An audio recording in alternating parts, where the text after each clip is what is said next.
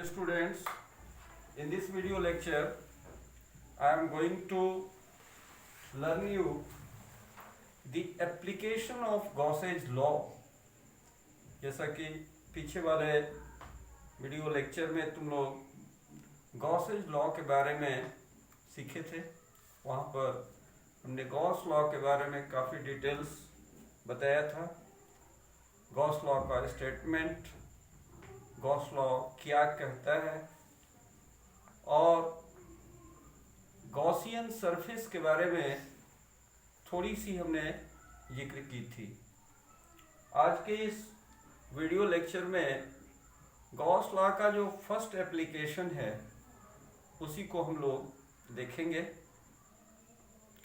So the first application of Gauss law, it is to find the value of electric field intensity due to a line charge distribution। यानी अगर line charge distribution हो और उससे कुछ perpendicular distance पर कोई observatory point हो तो उस पॉइंट पर इलेक्ट्रिक फील्ड इंटेंसिटी की वैल्यू क्या होगी, इसे ही हम आज कैलकुलेट करेंगे। My dear students, one thing I would like to tell you that this Gauss law is practically applied to calculate the value of electric field intensity for regular geometrical shaped bodies having charge। यानी जो regular shaped के geometrical bodies होते हैं जो कि charge हों और ऐसे बॉडीज के चलते किसी पॉइंट पर इलेक्ट्रिक फील्ड इंटेंसिटी की वैल्यू कैलकुलेट करना हो, तो यह जो नियम है यह हमारे लिए बड़ी ही हेल्पफुल साबित होता है। So keeping this fact in mind, let us start to find the value of electric field intensity due to line charge distribution. एक बात मैं यहाँ तुम लोगों को बताना चाहूँगा कि जहाँ पर हम लोग गॉस लॉ को अप्लाई करते हैं वहाँ पर हमें एक काल्पनिक सरफेस खींचना पड़ता है। I mean to say that if you want to apply the Gauss's law then there is the need to draw an imaginary closed surface, and that imaginary closed surface may be of the shape of cylinder, it may be the shape of a sphere, etc etc। तो हम किस तरह का geometrical shape खींचे, यह बात इस पर निर्भर करता है कि जो चार बॉडी है उसका स्वरूप क्या है। जिस तरह का चार्ज बॉडी होता है उसी तरह का हम लोग गॉसियन हाइपोथेटिकल सरफेस को ड्रॉ करते हैं। अब ये जो गॉसियन हाइपोथेटिकल सरफेस होता है यह एक सर्टेन वैल्यू ऑफ चार्ज को ऑक्युपाई करता है।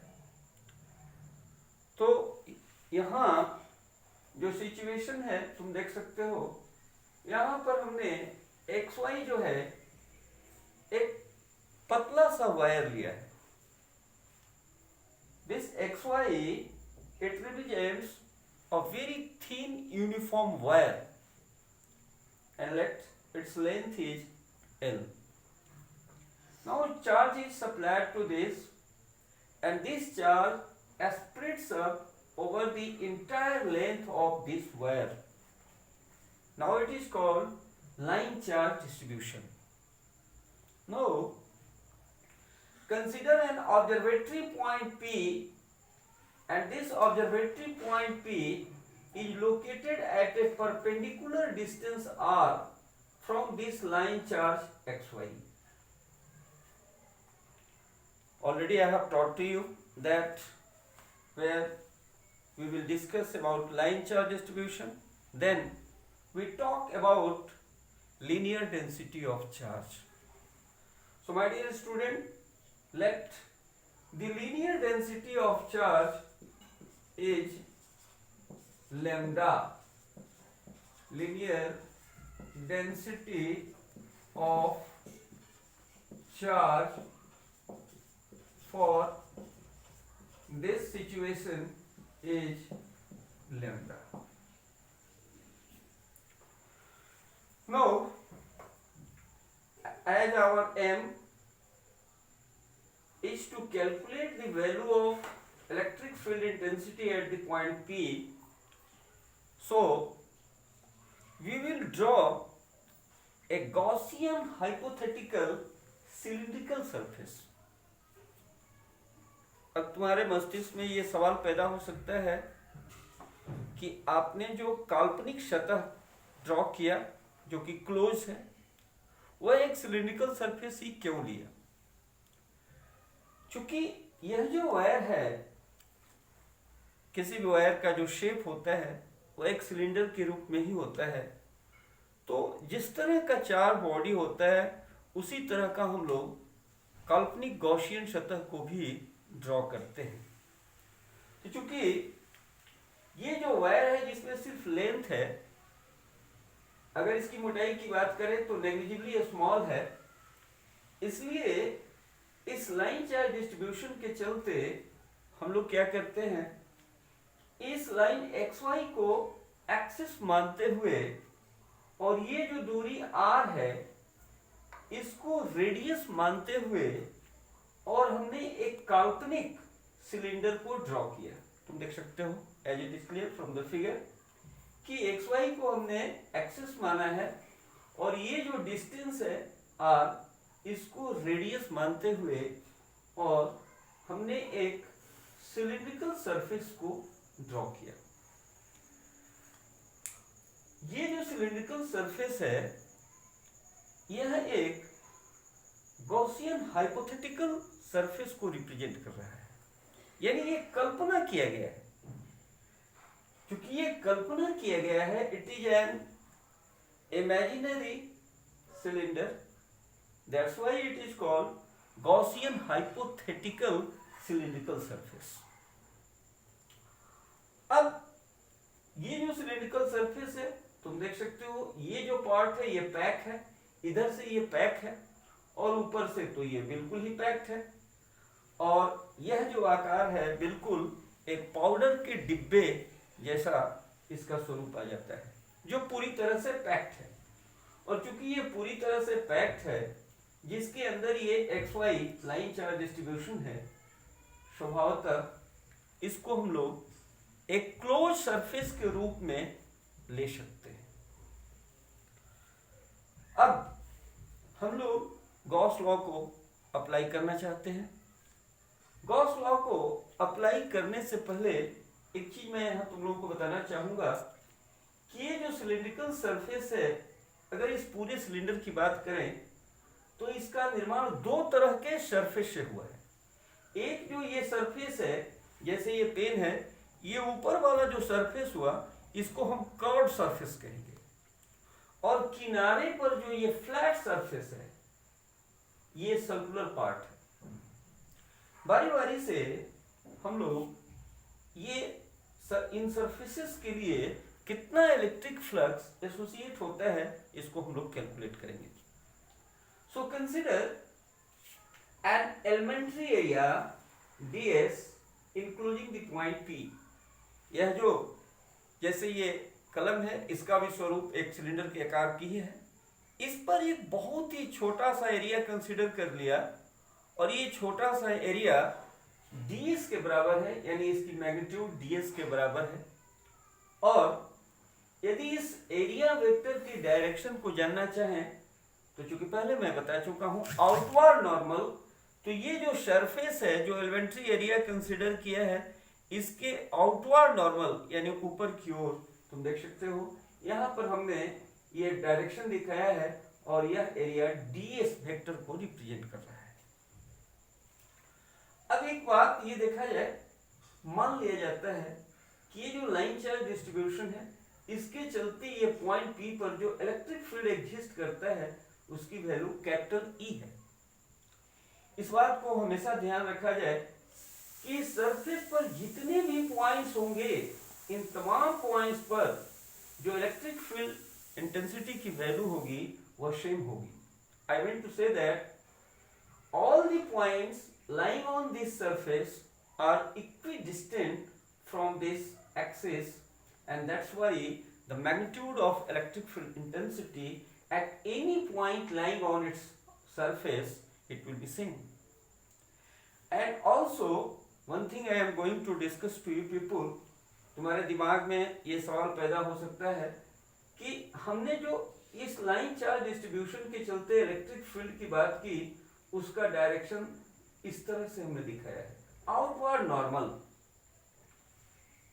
हर जगह इस पर जितने पॉइंट्स होंगे, हर पॉइंट्स पर जो इलेक्ट्रिक फील्ड इंटेंसिटी की डायरेक्शन होगी आउटवर्ड नॉर्मल की ओर होगी. और यदि ये चार्ज नेगेटिव रहता तो ये इनवर्ड डायरेक्शन में होता. अब चूंकि इलेक्ट्रिक फील्ड इंटेंसिटी का डायरेक्शन आउटवर्ड है और ds वेक्टर एरिया वेक्टर है, इसका भी डायरेक्शन वही है. अर्थात इस एलिमेंट्री एरिया के बारे में यदि हम डिस्कस करें तो इससे यहां पर ये जो सिचुएशन है, यहां पर फील्ड वेक्टर E और एरिया वेक्टर ds दोनों के बीच की एंगल 0 डिग्री होगी. क्यों? Because both vector E and well as ds are acting along the same direction. So my dear student, let us now try to calculate how much flux will be linked through this elementary area. अर्थात यह जो elementary area ds है, इससे कितना electric flux associate करेगा. Let it is d phi. तो d phi की value अगर कैलकुलेट करोगे तो यह आएगा वेक्टर E डॉट ds. और चूंकि अभी मैंने बताया कि E और ds दोनों एक ही डायरेक्शन में एक्ट कर रहे हैं, इसलिए E और ds के बीच की एंगल 0 होगी. और इस तरह से इसको हम लिख सकते हैं E into ds cos 0 degree, और cos 0 1 होता है, और इस तरह से ये वैल्यू E इंटू ds होगा.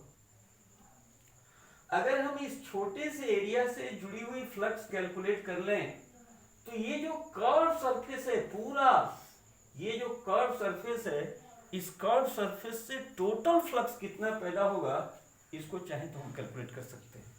और इसको कैलकुलेट करने के लिए हम क्या करते हैं, इस भाग को इंटीग्रेट कर देते हैं, closed integral E into ds. और यहाँ देखो क्योंकि E की वैल्यू फिक्स्ड है, कांस्टेंट कंसीडर की जा सकती है, इसलिए इसको हमने बाहर निकाल लिया और लिखा इंटीग्रल ds. अब इंटीग्रल ds का मतलब क्या हुआ? इसका मतलब कि ऐसे ऐसे बहुत सारे एरिया मिल करके और ये जो सिलेंडर का कर्व पार्ट है इसके एरिया के तुल्य होगा. और तुम जानते हो कि किसी भी सिलेंडर का जो कर्व एरिया होता है, कर्व सरफेस का एरिया होता है, वह बराबर होता है कितना? E इंटू इंटीग्रल ds, यानी टोटल इसका कर्व सरफेस का एरिया, और ये बराबर होगा 2 पाई r into l. 2 pi R L, चूंकि ये लेंथ xy की दूरी l है और इसकी रेडियस r है, इसलिए इस कर्व सरफेस की area E into 2 pi R L के बराबर होगी. अब इसको हम लोग इक्वेशन नंबर 1 मान लेते हैं. Now come to consider this flat surface. ये जो किनारे पर ये जो सर्कुलर पार्ट दिखाई पड़ रहे हैं, ये सर्कुलर कैप्स या जो फ्लैट सरफेसेस हैं, इनसे कितना फ्लक्स एसोसिएट करेगा. अगर इस कैप सरफेस की बात करें, यहां भी हमने एक एलिमेंट्री एरिया कंसीडर किया. इसका जो कैप सरफेस है, ये वाला पार्ट कैप सरफेस, इस फ्लैट सरफेस से का एक छोटा सा एरिया ds कंसीडर किया, और ऐसे ऐसे बहुत सारे एरिया मिल करके और पूरे इस फ्लैट सरफेस को निर्माण करते हैं. तो ये जो एरिया वेक्टर ds होगा, मान लीजिए इसका भी एरिया ds के बराबर है, तो अगर इस पर आउटवर्ड नॉर्मल ड्रॉ करेंगे तो इसका डायरेक्शन ds होगा. रही बात इलेक्ट्रिक फील्ड की, तो मैंने पहले ही बता चुका कि इलेक्ट्रिक फील्ड का डायरेक्शन आउटवर्ड नॉर्मल होगा और ये इलेक्ट्रिक फील्ड का डायरेक्शन बिल्कुल ही सेम होगा जैसा कि ये सिचुएशन है। अब इस स्थिति में वेक्टर ई और डीएस इन दोनों के बीच की जो एंगल होगी, it is clear that it will B 90 degree. और यदि ई और डीएस के बीच की एंगल 90 डिग्री है तो ये जो फ्लैट सरफेस है इससे अगर हम टोटल फ्लक्स निकालें φ1 तो φ1 बराबर हो जाएगा close integral E into D S cos 90 degree, क्योंकि यहाँ थीटा का वैल्यू 90 डिग्री है and you know very well cos 90 is equal to 0, और इसलिए यह जो फ्लक्स होगा टोटल, ये जो फ्लैट सरफेस होगा इससे जो फ्लक्स पैदा होगा it will be equal to 0। यही बात इस कैप सरफेस के लिए हम करें। जरा देखो, यहाँ भी हम एक एलिमेंट्री एरिया कंसीडर किए हैं ds और इसका डायरेक्शन इधर दिखाए हैं, फील्ड का डायरेक्शन जैसे पहले बताया वही होगा, और यहाँ भी e और ds के बीच सेम सिचुएशन होगा 90 डिग्री, यानी ये जो कैप सरफेस है इधर से राइट साइड लेफ्ट साइड, तो इस साइड से जो फ्लक्स एसोसिएट हुआ इसको φ2 मान लें, तो यह φ2 की भी वैल्यू क्या होगी E into D S cos 90 degree, और इस स्थिति में यह φ2 भी 0 हो जाएगा। अब हम टोटल फ्लक्स की बात करें, तो यदि टोटल फ्लक्स की बात करें तो टोटल फ्लक्स जो होगा फाई टॉट, यानी मीन्स टोटल फ्लक्स, और ये टोटल फ्लक्स जो होगा कितने के बराबर होगा E into 2 pi R L plus 0 that will come 2 pi R L. ये पूरे सिलिंड्रिकल सरफेस गॉसियन जो सिलिंड्रिकल सरफेस है, इससे टोटल इलेक्ट्रिक फ्लक्स की कैलकुलेट करें तो ये फ्लक्स और ये तीनों को जोड़ना पड़ेगा, और इस तरह से यदि हम जोड़ें तो ये सम जो है E into 2 pi R L के बराबर होगा। So let us now write here phi total it is equal to 2 pi R into L, and let us take this is equation number 2. Now our Gauss law tells that this total flux is given as how much charge enclosed by the surface divided by epsilon naught. But what is the charge? The charge is lambda times dl. See here, lambda into dl.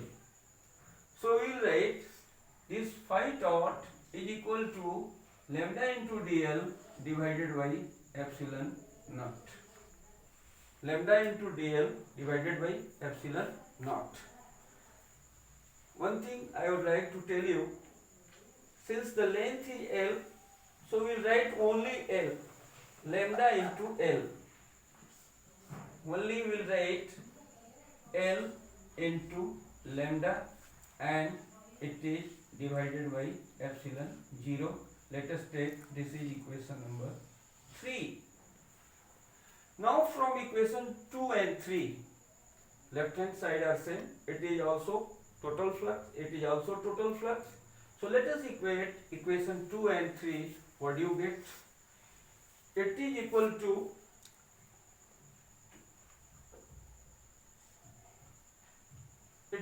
to